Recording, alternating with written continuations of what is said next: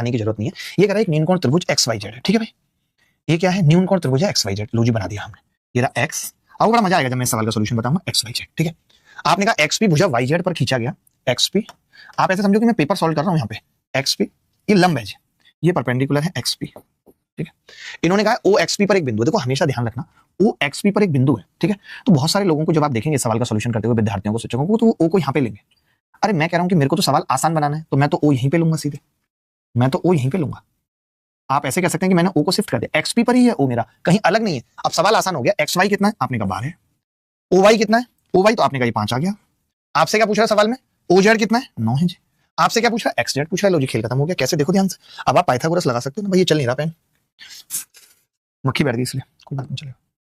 अब देखना जरा दोस्त, फिर कहां पे बैठ गई, यदि बैठ जाएगी और बोर्ड चलेगा नहीं, बड़ी दिक्कत हो जाएगी। देखो भाई, अब मैं ये कह रहा हूँ ये 12 है, ये 5 है, तो ये कितना होगा, तो आपने कहा ये होगा 12 का स्क्वायर माइनस 5 का स्क्वायर, होगा या नहीं। अब आप बताओ, जब ये कोई मुझसे पूछेगा तो आप कहोगे ये अंडर रूट भी होगा, तो आप कहोगे कि जी ये हो जाएगा 12 का स्क्वायर। ये जल्दी करने के तरीके, माइनस 5 का स्क्वायर प्लस 9 का स्क्वायर हो जाएगा, बोलो हो जाएगा कि नहीं।